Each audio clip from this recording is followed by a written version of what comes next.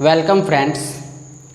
हम लोगों ने लास्ट वीडियो में डिस्कस किया था आज के शिफ्ट का यानी 2 सितंबर के फर्स्ट शिफ्ट का लगभग 10 या 12 क्वेश्चन, तब उतने ही अवेलेबल थे। अब कुछ क्वेश्चन और हमारे पास कलेक्ट हुए हैं तो हम उसको भी डिस्कस करेंगे। ओके, और सेकंड शिफ्ट के ज़्यादा क्वेश्चन नहीं है अभी हमारे पास, तो उसे हम बाद में डिस्कस करेंगे। आइए स्टार्ट करते हैं। पहला क्वेश्चन मैंने लिख रखा है, ये लिमिट का क्वेश्चन है। Limit x tends to 1 and x plus x square up to x की power n minus n upon x minus 1, this is equal to 820 and we have to find the value of n। n की value क्या होगी हमको ये बताना है। तो आइए करते हैं इसको। आप जब इसमें x को 1 रखोगे तो ये तो 0 हो जाएगा। ऊपर क्या आ रहा है 1 plus 1 plus 1 up to n times, क्योंकि x की पावर n है। तो 1 plus 1 up to n times यानी n माइनस n 0, तो ये 0/0 फॉर्म है। आप जानते हैं जब भी 0/0 फॉर्म होता है हम एल हॉस्पिटल अप्लाई करते हैं। एल हॉस्पिटल यानी ऊपर डिफ्रेंशिएट कीजिए नीचे भी कीजिए। ऊपर का आ जाएगा 1 plus 2x plus 3x square nx n minus 1, और ये n तो कांस्टेंट इसका 0, नीचे 1 हो गया। अब आप x की जगह 1 रख दो तो आपको क्या मिलेगा 1 plus 2 plus 3 up to n, और ये पूरा किसके इक्वल 820 के। आप जानते हैं ये n इंटू n प्लस 1/2 होता है, इक्वल 820। 2 से आप उधर मल्टीप्लाई कर दो 1640। अब ऑप्शन हो तो हम डायरेक्ट इसको ऑप्शन चेक करके पुट करके देख सकते हैं कौन सा सही है। हमारे पास अभी ऑप्शन नहीं है। आप क्वाड्रेटिक सॉल्व कर सकते हो, या आप ध्यान दो तो हम इसको 40 इंटू 41 लिख सकते हैं। 40 into 41 that means n equals 40। n की वैल्यू मिल गई हमको 40। तो इस क्वेश्चन का यही आंसर है कि n इज इक्वल टू 40। तो पहला क्वेश्चन हो गया, काफ़ी आसान था, बहुत ही सिंपल। अब हम लोग दूसरा क्वेश्चन देखते हैं। सेकंड क्वेश्चन ये बाइनोमियल थ्योरम से है। इसमें आपको एक कंडीशन गिवन है कि a³ plus b square equal 4 and एक एक्सपेंशन है हमारे पास ax की पावर 1/9 प्लस bx की पावर -1/6 की पावर 10। इस एक्सपेंशन में जो टर्म x से इंडिपेंडेंट होगा, the term independent of x, मैं क्वेश्चन रीड कर रहा हूँ, इस 10k, the term independent of x is 10k, then we have to find maximum value of k। k की मैक्सिमम वैल्यू क्या होगी ये हमको बताना है, k की मैक्सिमम वैल्यू। आइए देखते हैं कैसे करेंगे। तो सबसे पहले term independent of x, general term क्या होता है 10cr, इसकी पावर n माइनस r, यानी ax की पावर 1/9 की पावर 10 - r, और इसकी पावर r, यही होता है ना ncr, x की power n minus r, y की पावर r। तो अब टर्म इंडिपेंडेंट ऑफ x का मतलब हुआ कि x की टोटल पावर, x है ही नहीं, यानी x की टोटल पावर 0 है। तो x की यहाँ टोटल पावर कितनी आ रही है, यहाँ आ रही है 10 - r/9, यहाँ आ रहा है -r/6। इसको आप 0 के इक्वेट करोगे तो आपको r मिल जाएगा 4। r4 मिल गया। तो जो 10k है, 10k that is the term which does not involve any x, यानी टर्म इंडिपेंडेंट ऑफ x। तो आप यहाँ पे r की जगह 4 रख दो, 10c4, x वाली टर्म तो कैंसिल ही हो जाएगी। तो आपके पास बचेगा a की पावर 6 एंड b की power 4। Okay, now 10c4 solve करेंगे 10 9 8 7, और नीचे आएगा 4 3 2 1 इंटू a की पावर 6 b4। 10 से 10 कैंसिल हो गया, 4 3 जा 20, ये 3। तो हमें मिला k इक्वल्स टू 21। इसको हटा देते हैं, हमें k की मैक्सिमम वैल्यू चाहिए। हमारे पास k जो है वो आया है 21, a की पावर 6 b की power 4। Now we have to find maximum value of this, और हमारे पास गिवन ये है। तो जब भी ऐसा कुछ होता है, एक ही कॉन्सेप्ट, जैसे सम गिवन है, प्रोडक्ट को फाइंड करना है, कुछ ऐसा है यहाँ पे, तो आपको याद आया होगा arithmetic mean greater than equal to geometric mean. तो इसका अर्थमेटिक मीन क्या होगा, AQ plus b square by 2, this is greater equal, इनका ज्योमेट्रिक मीन क्या होता है, अंडर रूट इन दोनों का प्रोडक्ट, ये होता है ना अंडर रूट AB, और AM A plus B by 2। तो ये तो 4 गिवन है, तो 4/2 इसको मैं 2 लिख दूँ डायरेक्ट, स्क्वायर कर दोगे तो इधर 4 आ जाएगा, तो ये रूट हट जाएगा, है ना, ये 4 हो जाएगा। लेकिन हमें इसका भी स्क्वायर चाहिए, A की पावर 6 B की पावर 4, तो वो 16 हो गया, यानी A की पावर 6 B की पावर 4 16 से या तो छोटा है या उसके इक्वल हो सकता है, यानी 16 इसकी मैक्सिमम वैल्यू होगी। तो K की maximum value 21 into 16, I think it will 36, so the 36 is the answer. तो 2 क्वेश्चन हो गए। नेक्स्ट क्वेश्चन देखते हैं, क्वेश्चन नंबर 3। आपको गिवन है, आपको एक इसमें क्वेश्चन में गिवन है, क्वेश्चन नंबर 3 में, कि हमारे पास एक क्यूबिक पोलिनोमियल है, Px जो है वो क्यूबिक पोलिनोमियल है, यानी पावर 3 है इसमें, है ना, x की पावर 3 वाला एक इक्वेशन है, और आपको गिवन है कि इसकी मैक्सिमम वैल्यू इसकी 8 है, जो कि x इक्वल 1 पे मिलता है। x इक्वल 1 पे Px की मैक्सिमम वैल्यू 8 मिलती है, मिनिमम वैल्यू इसकी 6 है, जो कि हमको x इक्वल 2 पे मिलता है, और हमें बताना है P0 क्या होगा, x इक्वल 0 पे P की वैल्यू क्या आएगी। तो 2 तरीके, एक तो आप क्यूबिक इक्वेशन मान लो और फिर सॉल्व करो, तो थोड़ा टिपिकल हो जाएगा। हम इसमें कैलकुलस का यूज कर सकते हैं। मैं अगर फंक्शन की मैक्सिमम मिनिमम वैल्यू गिवन है, यानी कि इसका फर्स्ट ऑर्डर डेरिवेटिव 0 होगा 1 पे और 2 पे, ठीक है। फिर अगर ये क्यूबिक इक्वेशन है, यानी इसमें टर्म है x की पावर 3 Px में, तो P डैश x में x की पावर 2 होगी, स्क्वायर होगा, क्योंकि वो क्यूबिक था, तो डैश में डिफरेंशिएशन में क्यूब नहीं आएगा, फिर स्क्वायर आएगा, यानी कि ये क्वाड्रेटिक इक्वेशन होगा P डैश x। तो हमको 2 फैक्टर तो मिल ही रहा था ना, अगर x इक्वल 1 P इसका रूट है 1 और 2 पे P डैश 0 होगा, क्योंकि मैक्सिमम मिनिमम वैल्यू दे रहा है, तो इसके 2 factor x minus 1 x minus 2, और कोई फैक्टर होगा भी नहीं, क्योंकि P डैश जो है वो क्वाड्रेटिक बनेगा, उसकी डिग्री 2 होगी, क्योंकि P की डिग्री 3 है। लेकिन एग्जैक्ट यही नहीं होगा तो हम K से मल्टीप्लाई कर देंगे, है ना, K कोई कांस्टेंट है, ये K हमको निकालना है, ओके, ठीक है।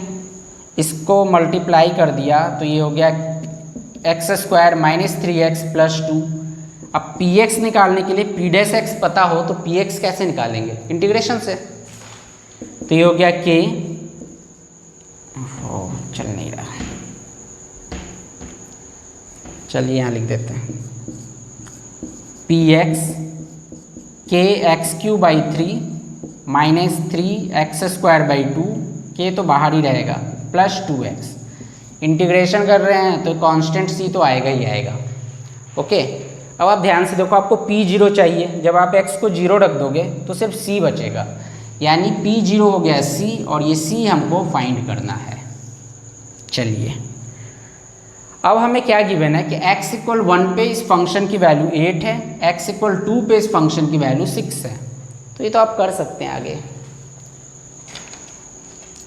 आगे हमें क्या करना होगा कि हम इसमें x इक्वल 1 रखेंगे और x इक्वल 2 रखेंगे। 1 रखने पे हमें 8 मिलेगा, तो ये हो जाएगा K 1 माइनस 3/2 प्लस 2 प्लस 6, 2 रखने पे हमें 6 मिलेगा, यानी 8/3, ये आ जाएगा आपका 6 plus 4 plus 6 C।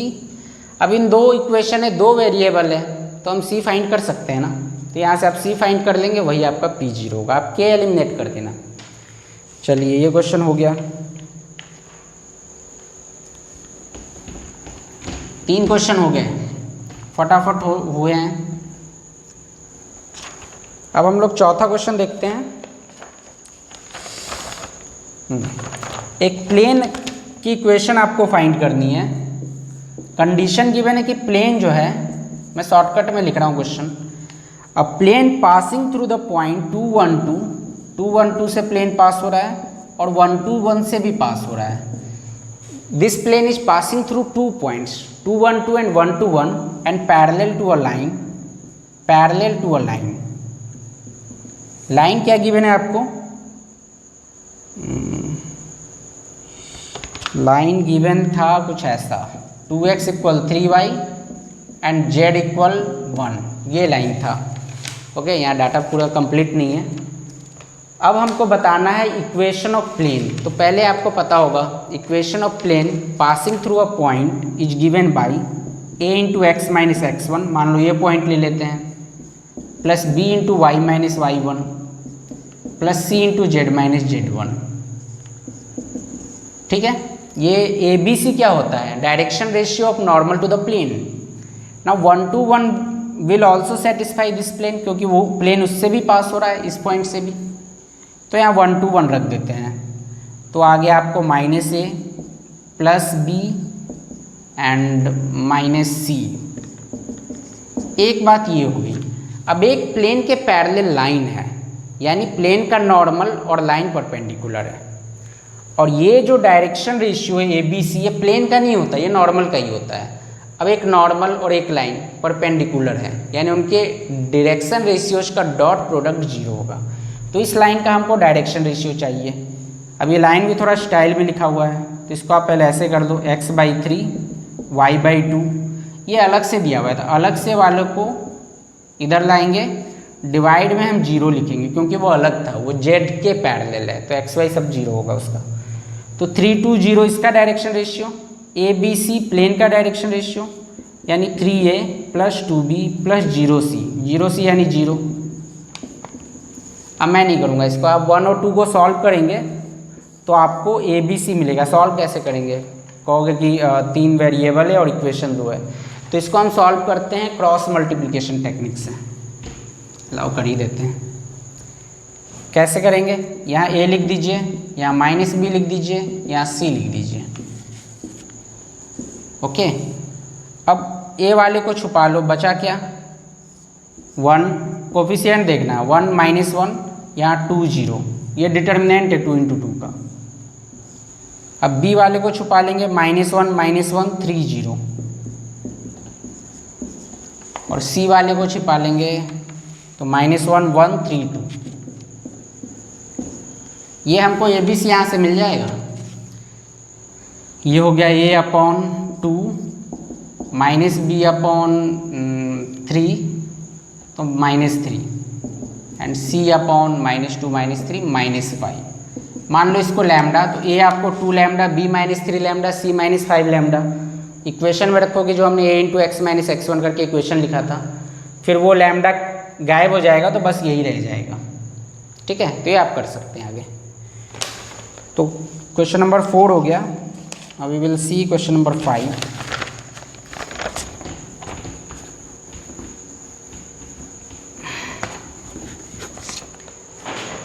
Question number 5,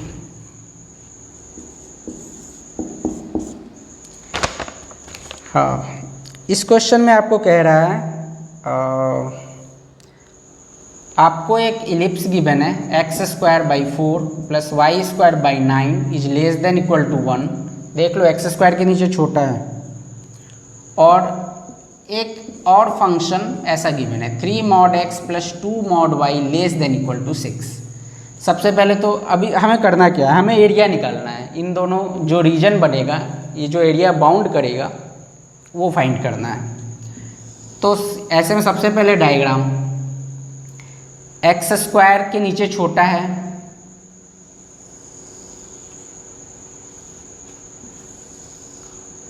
तो इधर छोटा, ये 2 हो जाएगा ना, 2 0, ये 0 3। ओके, अब जब इसको बनाना हो ना, तब मॉड तो पहले भूल जाओ, 3x प्लस 2y इक्वल 6।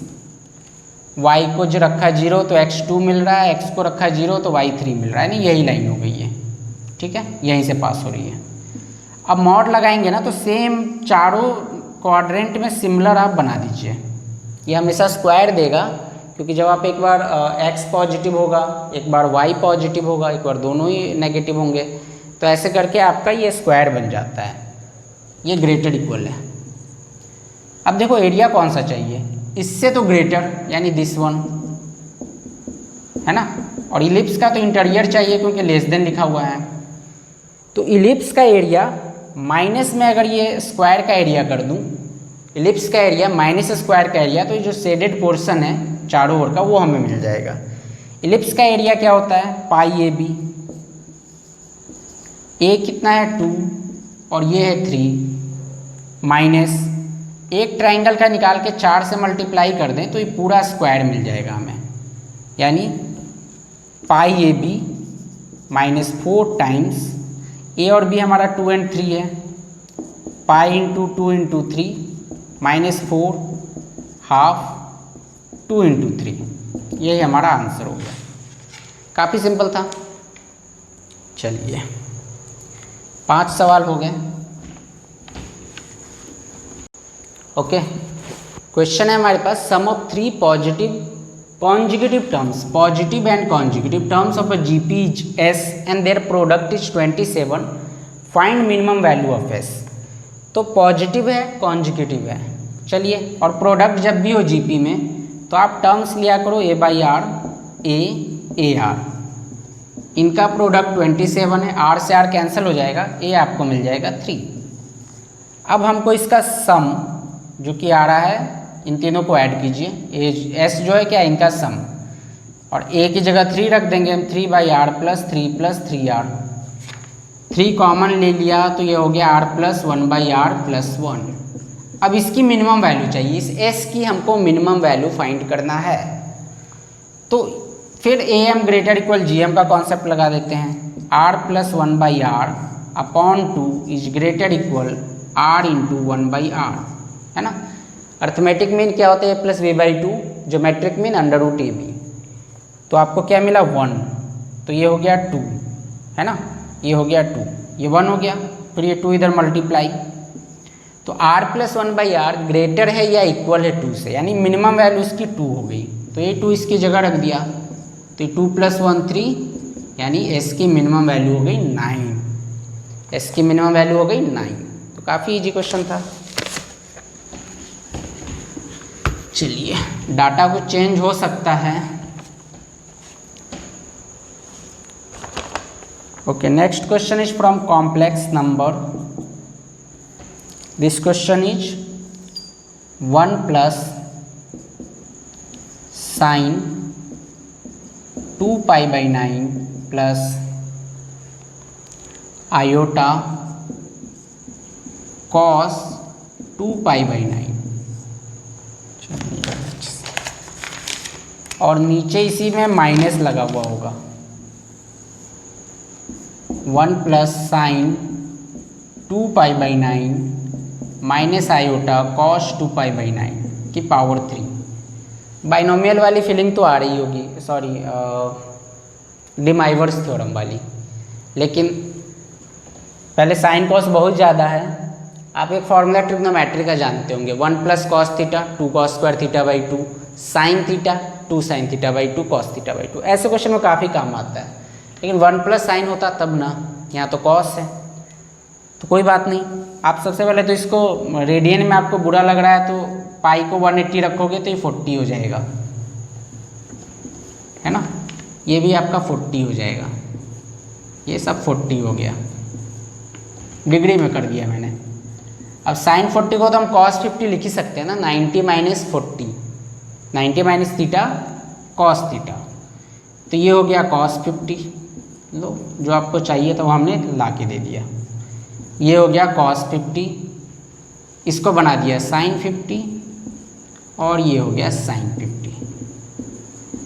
अब 1 प्लस कॉस थीटा क्या होता है, 2 कॉस स्क्वायर थीटा बाई 2, तो 2 कॉस स्क्वायर थीटा बाई 2 यानी 25, और साइन को क्या लिख सकते हैं, 2 sine theta by 2 into cos theta by two.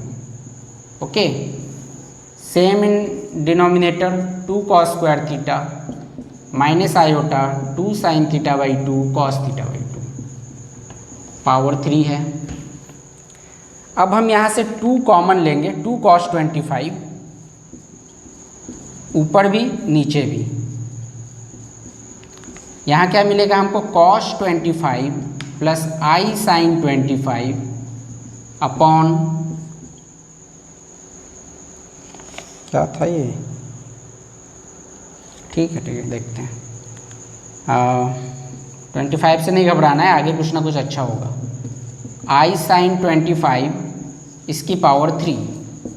Okay, अब यूलर फॉर्म याद करो, cos theta plus iota sine theta E की पावर आयोटा थीटा होता है, तो ये क्या हो गया, ई की पावर आयोटा 25, नीचे बन गया ई की पावर माइनस आयोटा 25। अब ये डिवाइड में है तो माइनस हो जाएगा, तो ये माइनस माइनस प्लस, ऊपर आयोटा 50 हो गया, पावर है तो मल्टीप्लाई हो गया, तो ई की पावर आयोटा 150 हो गया। That means cos 150 plus iota sign 150। अब ये वैल्यू निकालना तो बहुत ईजी है ना, 180 माइनस 30 कर दीजिए, तो माइनस कॉस 30 यानी minus √3 by 2। Sine 180 minus theta sine theta ही होता है, तो साइन 30 यानी 1/2। This is your answer. So quite an easy question.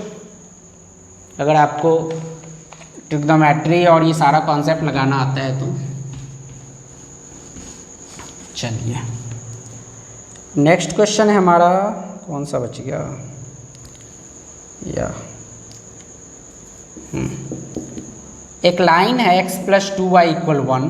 Question कह रहा है line x plus 2y equal 1 cuts x axis at A, x axis को ए पे कट करता है, and y axis at b। ठीक है, डायग्राम बनाते चलते हैं। ये जो लाइन है ना, ये x को a पे कट कर रहा है, y को b पे, और एक सर्कल जो है a से b से और ओरिजिन से पास हो रही है। ओके, कुछ ऐसा। चलिए जैसा ही बन गया, तो ये 90 डिग्री है। पहले तो हम ये y को 0 रखेंगे तो x हमको 1 0 मिलेगा, x को 0 रखेंगे 0 1/2 मिलेगा। तो ये सर्कल के लिए डायमीटर हो गया ना, क्योंकि ये 90 डिग्री है। तो जब डायमीटर के एंड पॉइंट्स गिवन हो तो सर्कल की इक्वेशन हम लिख सकते हैं x minus x1 into x minus x2, तो x minus 1 into x minus 0, वैसे y minus 0 into y minus ये मिल गया। सर्कल की इक्वेशन हो गई x square plus Y square minus x minus y/2 equal 0। ये सर्कल की इक्वेशन हो गई।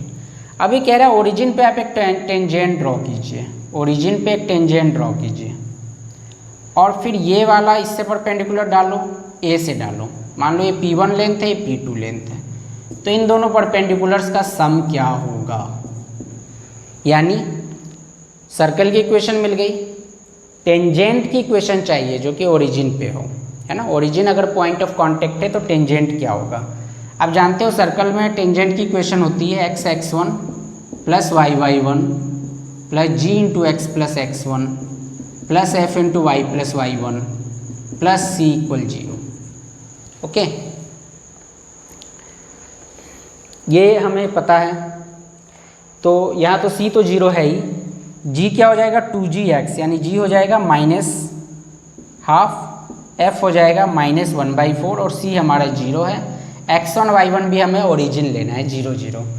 तो ये जो लाइन है इसकी इक्वेशन लिख सकते हैं। x1 y1 की जगह 0 0 रख दिया, g की जगह -½ x1 को 0 ही रखना है, f की जगह -1/4, y1 को 0 रखना है, यानी आपको मिलेगा 2x प्लस वाई इक्वल 0। इस लाइन की इक्वेशन मिलेगी 2x plus y equal 0। Line की इक्वेशन पता है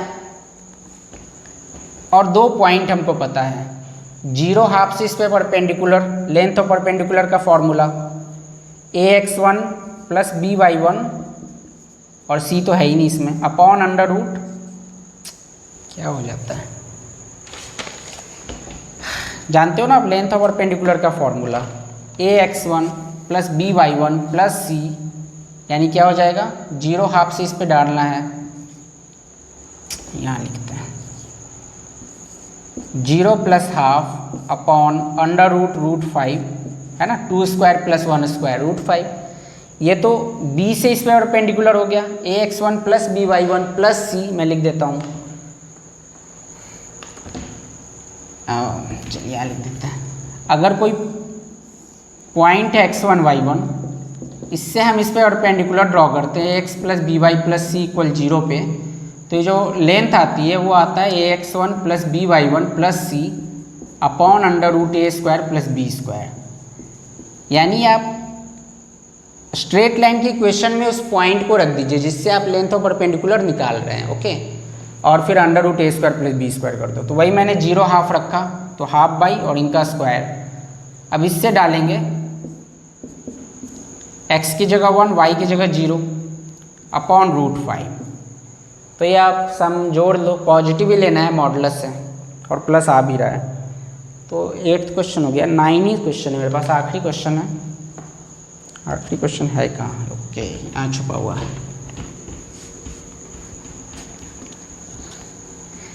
ठीक है, इस क्वेश्चन को करते हैं। 9th question, x plus y plus x square plus x Y plus Y square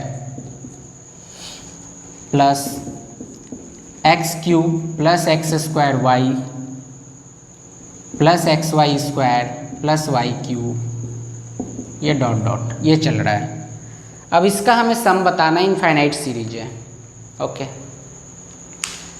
कोई ना जीपी बन रहा है ना एपी बन रहा है, घबराहट होगी देख के। ऐसे क्वेश्चन में आउट ऑफ द बॉक्स सोचना है, और सोचने के लिए क्वेश्चन को देखना है। आपने देखा, आपको ये दिखा, इसको देखते ही आपको क्या याद आया? ये फैक्टर है X cube minus Y cube में X minus Y into X square plus x Y plus Y square होता है। तो एक्स माइनस वाई अगर होता तो x cube minus Y cube बन जाता अगर प्रोडक्ट में होता तो। वैसे ही अगर एक्स माइनस वाई यहाँ होता तो x square minus y square बन जाता।